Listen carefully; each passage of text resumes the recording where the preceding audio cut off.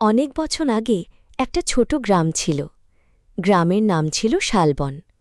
গ্রামটা খুব শান্ত ছিল, চারদিকে গাছপালা আর পুরনো বাড়ি। কিন্তু গ্রামের একদম শেষ প্রান্তে একটা পুরনো হাসপাতাল ছিল।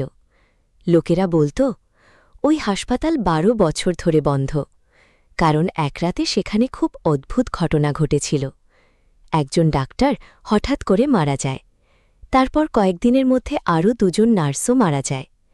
এরপর থেকে গ্রামের মানুষ বলতে শুরু করে, রাত হলে ওই হাসপাতালের ভিতর থেকে পায়ের শব্দ, দরজা বন্ধ হবার আওয়াজ আর কান্না শোনা যায়। তাই কেউ রাতের বেলা ওই দিকে যায় না। কিন্তু গ্রামের ৩জন বন্ধু এসব বিশ্বাস করত না। তাদের নাম ছিল রবি, সাগর, অর্ণব। একদিন বিকেলে তারা পুকুরের পাশে বসে গল্প করছিল। হঠাৎ সাগর বলল, শুনেছিস ওই পুরনো হাসপাতাল নাকি ভূতের জায়গা?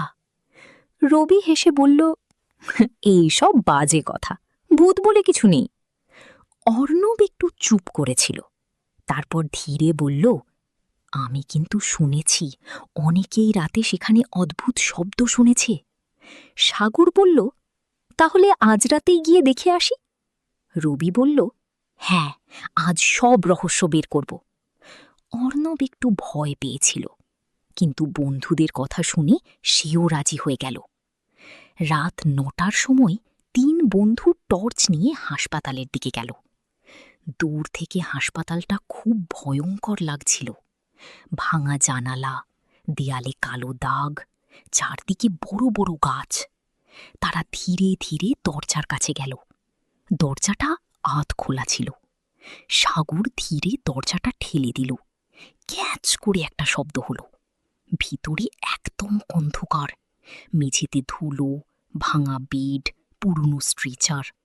হঠাৎ করিডোরের ভিতর থেকে একটা শব্দ এলো, ঠক ঠক ঠক।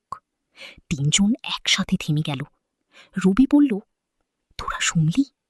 অর্ণব ফিসফিস করে বলল, হ্যাঁ, মনে হচ্ছে কেউ হাঁটছে। ঠিক তখনই করিডোরের শেষ মাথায় একটা কালো ছায়া দাঁড়িয়ে থাকতে দেখা গেল। সাগর টর্চের আলো ফেলতেই ছায়াটা হঠাৎ অদৃশ্য হয়ে গেল। ৩ বন্ধুর শরীর কেঁপে উঠল, কিন্তু তারা তখনও জানত না এই হাসপাতালের ভিতরই তারা একা নয়। আর যদি তোমরা এই গল্পের দ্বিতীয় পর্ব দেখতে চাও, তাহলে অবশ্যই চ্যানেলটা সাবস্ক্রাইব করে দাও আর কমেন্টে লিখে জানাও পার্ট 2। তোমাদের কমেন্ট দেখেই আমি খুব তাড়াতাড়ি পার্ট 2 নিয়ে আসার চেষ্টা করব।